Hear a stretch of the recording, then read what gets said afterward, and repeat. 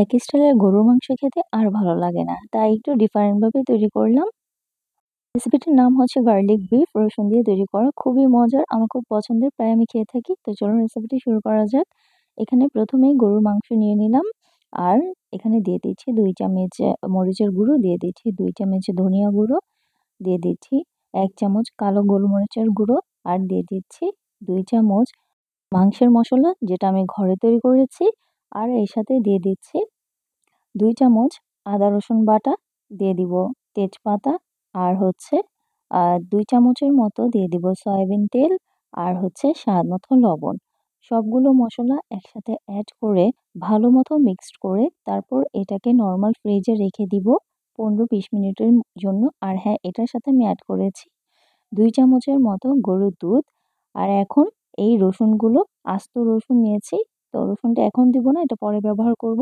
একটি প্যানে তেল নিয়ে নিলাম 1 কাপ, আর দিয়ে দিচ্ছি পেঁয়াজ কুচি। এখানে 2 কাপ পেঁয়াজ নিয়েছি, যেহেতু মাংসের পরিমাণটা বেশি তাই।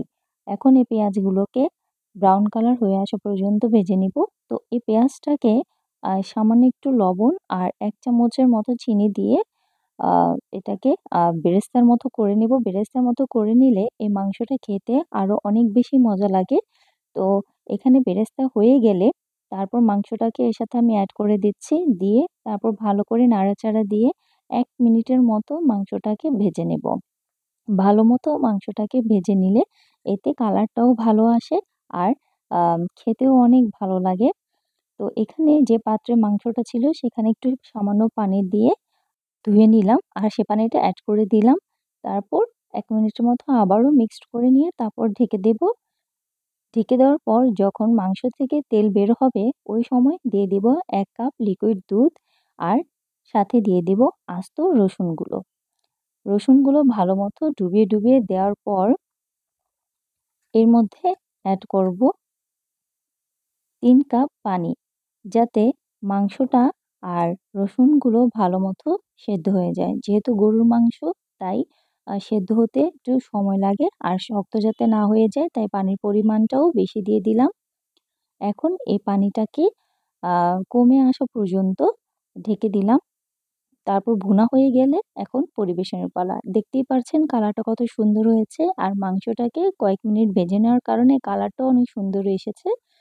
আশা করি আমার রেসিপিটা ভালো লেগেছে। ভালো লেগে থাকলে আমার রেসিপিটা শেয়ার করে সবাইকে দেখার সুযোগ করে দিবেন, এবং লাইক কমেন্ট করে পাশে থাকবেন। তো আমি পরিবেশন করে নিচ্ছি, আর কাছ থেকে দেখিয়ে দিচ্ছি যেটা দেখতে কতটা সুন্দর হয়েছে আর কালারটা কত ভালো এসেছে। এটার টেস্ট অনেক মজা। আমি এটা প্রায় খেয়ে থাকি, আর আমার বাসার সবাই এই খাবারটা খুবই পছন্দ করে থাকে।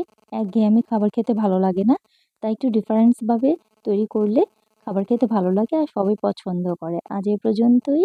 সবাই ভালো থাকবেন। আল্লাহ হাফেজ।